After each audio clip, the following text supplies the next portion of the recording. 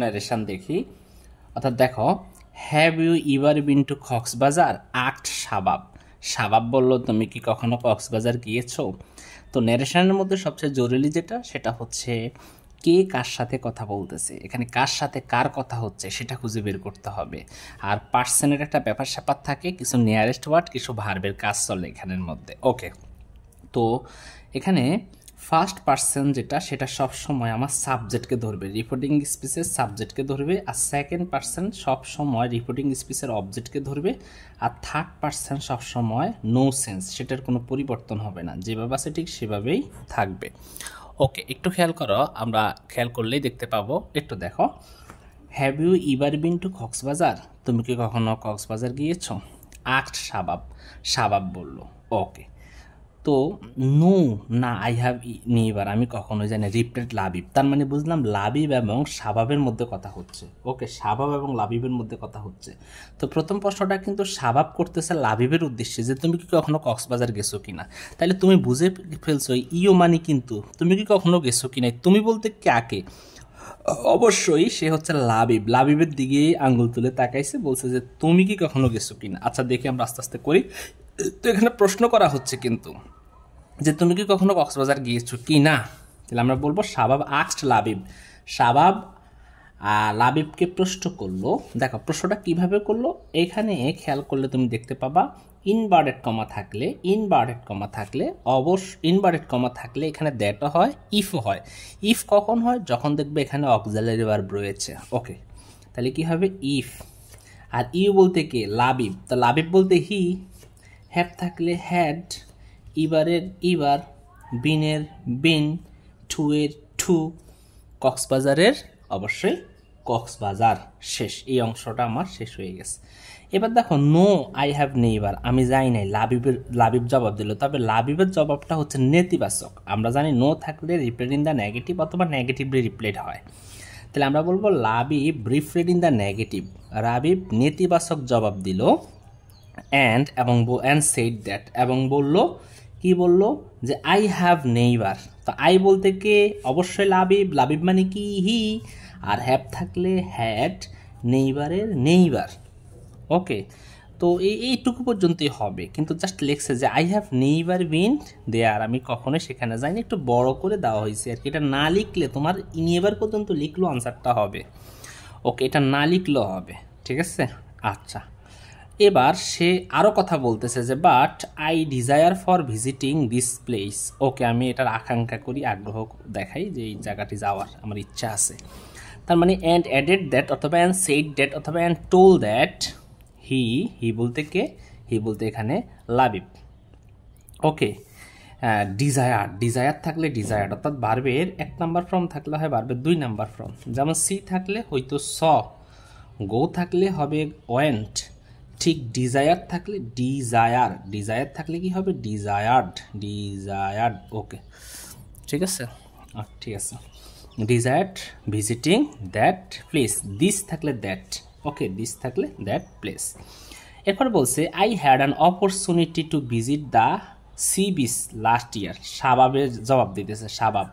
তাহলে আমরা বলবো যে শাবাব টোল্ড হিম। এই হিম বলতে কাকে? হিম বলতে অবশ্যই আমাদের লাবিবকে। তাহলে শাবাব টোল্ড হিম দ্যাট, এই আই বলতে কে? আই বলতে অবশ্যই শাবাব, তার মানে হি দিয়ে এখানে ব্যাকেট দিয়ে বললাম, যেহেতু এখানে হি এর সরাসরি, এই জন্য ব্যাকেটের মধ্যে আমরা দিয়ে দিছি অ্যাশ মেন্স হচ্ছে শাবাব। ওকে, ঠিক আছে। আর হ্যাড থাকলে অবশ্যই হ্যাডেড 2 বার হয়, ঠিক আছে। একবার হ্যাড থাকলে হ্যাডেড 2 বার বসে। ওকে, তো আমরা জানি হ্যাড থাকলে পরবর্তী ভার্বের 3 নাম্বার ফর্ম, তো পরবর্তী এইটার 3 নাম্বার ফর্মও কিন্তু হ্যাড, ফার্স্ট পার্টিসিপল, এই জন্য হ্যাড থাকলে হ্যাডেড 2 বার। An opportunity to visit the sea beach বলছে লাস্ট ইয়ার, লাস্ট থাকলে হবে দ্য প্রিভিয়াস ইয়ার, ঠিক আছে। Let us go there this week said Labib. তো লাবিব কিন্তু তাকে প্রস্তাব দিল, লেটস থাকলে কিন্তু প্রস্তাব দেওয়া। Labib propose to him that. এইবার দেখো লেট আস থাকলে, দেখো লেট আস এখানে কয়জন? 2 জনই থার্ড পার্সন। দেখো লাবিব, এই লাবিব কিন্তু হি থার্ড পার্সন। আবার শাবাব, শাবাবও কিন্তু থার্ড পার্সন, দুইটা থার্ড পার্সন থাকলে এটার জন্য আমাদেরকে সাবজেক্ট হিসাবে দে লিখতে হয়। এই জন্য লেটাস থাকলে আমরা এখানে সাবজেক্ট হিসাবে দে লিখছি, কি লিখছি, দে লিখছি। আর লেটাস থাকলে আমাদের শুড লিখতে হয়। ওকে, এরপরে ভার্বের ভার্ব বসেছে দেয়ারের দেয়ার, দিস থাকলে হয় দ্যাট, উইকের উইক। আশা করি এইটুকু পর্যন্ত তোমরা বুঝছো, তোমাদের কোনো সমস্যা হয় নাই বুঝতে। আচ্ছা, এর পরেরটা একটু খেয়াল করলে দেখো, একটু বুঝো, ইনশাল্লাহ বুঝবা। একটু খেয়াল করো শিক্ষার্থীরা। The teacher said to the boy, what do you make a noise in the class. তুমি ক্লাসে কেন ডিস্টার্ব করো? তো আমরা দেখতে পেলাম এখানে টিচার কিন্তু ছেলেটিকে বলছে, তো ছেলে এবং টিচারের মধ্যে কথা হচ্ছে যে why do you make noise in the class, এই ক্লাসে কেন তুমি ডিস্টার্ব করতেছো, কেন তুমি কথা কইতেছ। ওকে, তো দেখলাম যে স্যারে ছাত্রকে প্রশ্ন করতেছে, তাহলে the teacher asks the boy, আর ডাব্লিউএস ওয়ার্ড দিয়ে হলে ডাব্লিউএস ওয়ার্ডের ডাব্লিউ ওয়াস, আর ইউ বলতে ছাত্র হি। হ্যাঁ, ডু থাকলে এখানে ডু আছে অক্সিলারি ভার্ব, এটার জন্য আমাকে এটাকে মেড করে দিতে হয়েছে। এর এ নয়েজের নয়েজ, ইন দ্য ক্লাসের ইন দ্য ক্লাস, এগুলোর কোনো সমস্যা নাই। You are not attentive to your lesson, এখন টিচার বলছে তুমি নিয়মিত স্কুলে আসো না, তাহলে হি অ্যাডেড, অথবা হি সেড দ্যাট, অথবা হি টোল দ্যাট। হ্যাঁ, হি বলতে স্টুডেন্ট নিজে, স্টুডেন্ট নিজে মানে বয়, বি দেওয়া হয়েছে বয় নিজেই। আর আরেকটা খেয়াল করো, এখানে আর থাকলে আমাদেরকে লিখতে হবে ওয়াজ নট, ওয়াজ আর নটের নট, ওয়াজ নট অ্যাটেন্টিভের অ্যাটেন্টিভ, টু এর টু। হ্যাঁ, ইউর মানি কার, ইউর মানি তার, হিজ লেসনের লেসন।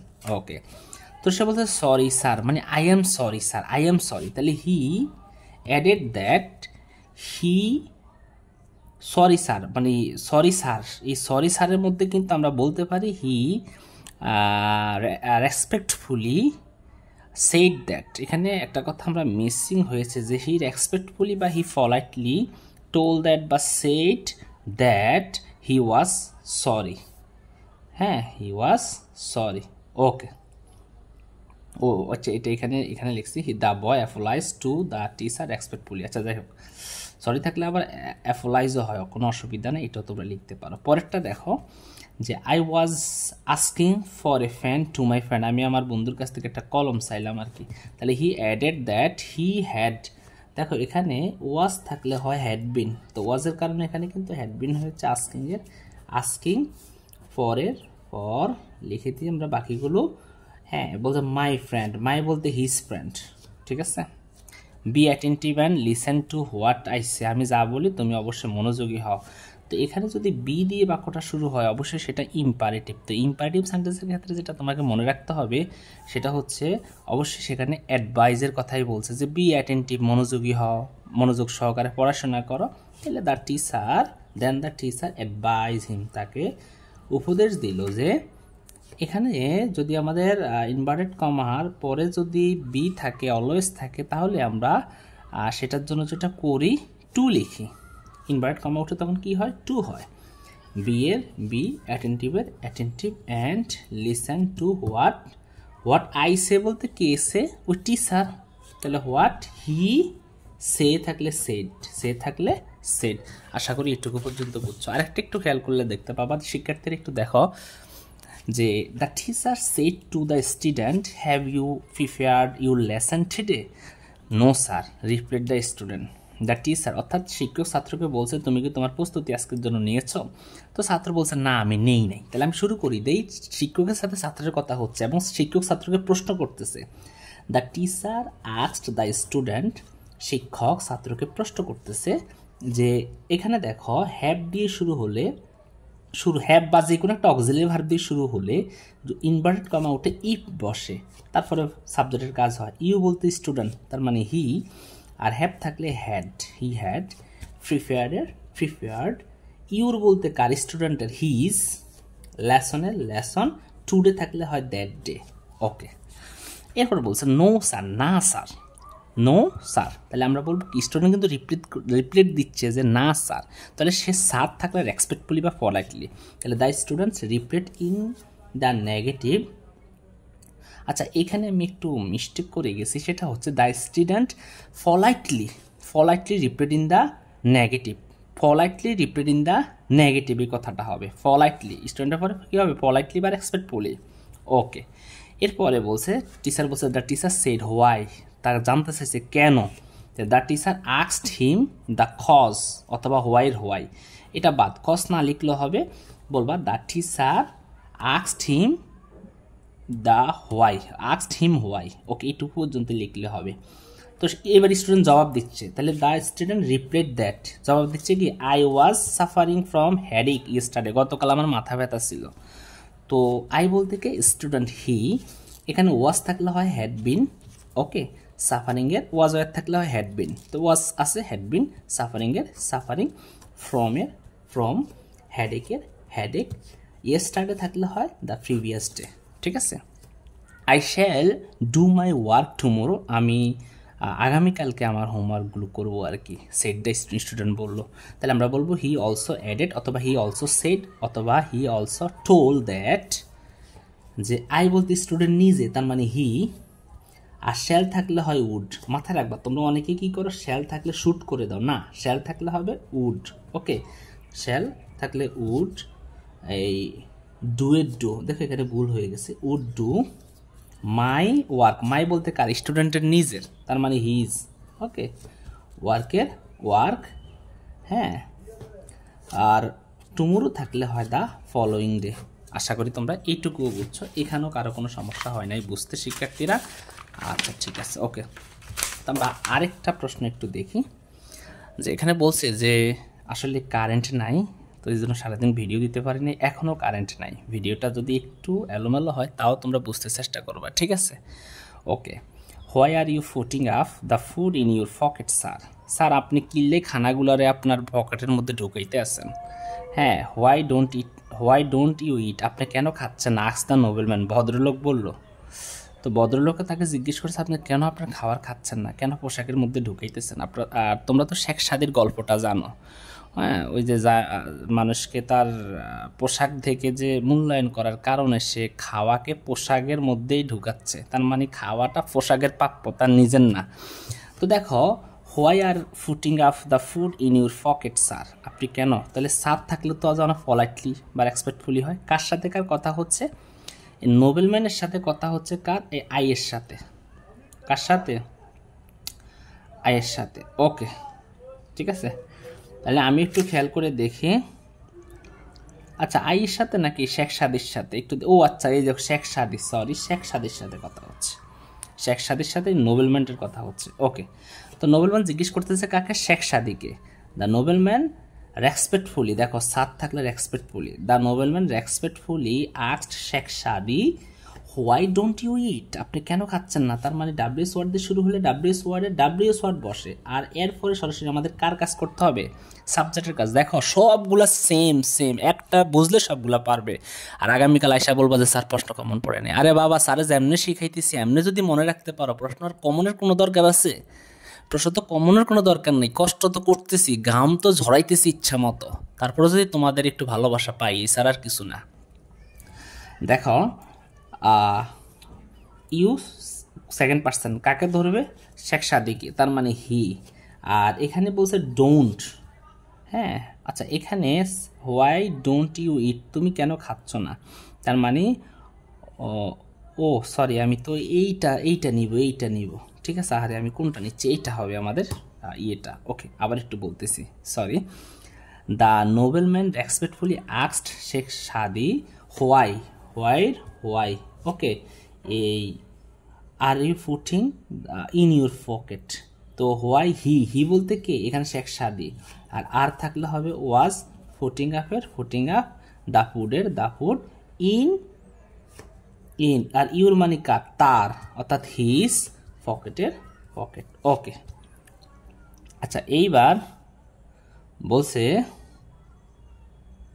আচ্ছা এটাকে আরেকভাবেও করা যায় এইভাবেও করা যায় দরকার নাই এটাকে আমরা আরেকবার একটু পেছানোর গোছানোর কোনো দরকার নাই আচ্ছা এইবার এখানে আসি হোয়াই ডোন্ট ইউ ইট আপনি কেন খাচ্ছেন না হি অ্যাগেইন আসছে আবার জবাব দিল হোয়াই ডাব্লিউএস ওয়ার্ড দিয়ে শুরু হয় ডাব্লিউএস ওয়ার্ড আর ইউ মানে কি হি আর ডু থাকলে হয় ডিড নট ইটের ইট ঠিক আছে এবার শেখ সাদি বলতেছে যে my dress deserve this rice dishes, replies Sheikh Saadi. আমরা বলবো Sheikh Saadi replied that my he was doing the right thing. Okay, আচ্ছা এখানে সম্ভবত ওরে দেখছো স্যারে আজকে সম্পূর্ণ বেতাল হয়ে গেছে। হ্যাঁ, কারণ I am doing the right things এই কথাটা হবে আগে। ওকে, তাহলে হবে আই মানে হি আর এম থাকলে was, he was doing the right things. Okay, এরপরে বলছে and also said that my dress মানে his dress deserve this rice dishes. Okay, এটা একদম সহজে এই জায়গাটা ছিল। এবার বলছে I don't understand what do you mean to say. ওই নোবেলম্যান জিজ্ঞেস করলো যে এটার মানে কি, এটার মানে আমাকে একটু বলেন। তাহলে হবে he added that his dress deserve those rice dishes. Okay, এবার nobleman said that he was sorry. আচ্ছা এখানে বলছে যে আই ডোন্ট আন্ডারস্ট্যান্ড, তাহলে he didn't understand what he did mean to say. আর said the nobleman and I am sorry, তার মানে he added that he did not understand and what he meant. এই he mint বলতে কে mint, ওই তোমার nobleman main to সে। আচ্ছা যাই হোক, মোটামুটিভাবে যতটুকুই বুঝছো। আর এখানে আই এম সরি মানে কি হি ওয়াজ সরি। আই থাকলে আমার মনে হয় এটা টাইপ করতে বা আমি করতে ভুল করছি। যাই হোক, ধন্যবাদ। ক্লাসটা অনেক বড় হয়ে যাচ্ছে, আর যদি পারো সম্ভব হয় আমি তোমাদেরকে আরেকটা দেখাচ্ছি, এটা তোমরা নিজেরা নিজ দায়িত্বে এটা প্র্যাকটিস করে নিবা। এটা কিন্তু কমন, হ্যাঁ, অনেক ভেরি ভেরি ইম্পর্ট্যান্ট। ওকে, এটা একটু কমন, ঠিক আছে। এটা যদি সম্ভব হয় তোমরা নিজেরা একটু প্রস্তুতি নিবা। তারপর আমি বলি, ক্লাস দেরি হোক অসুবিধা নেই। I have got GPA 5 in SSC examination, set Kamal Congress থাকে। এটা তোমরা নিজেরাই করো, উত্তর দিয়ে দেওয়া হয়েছে, নিজেরা নিজ দায়িত্বে দেখে নাও। আল্লাহ হাফেজ।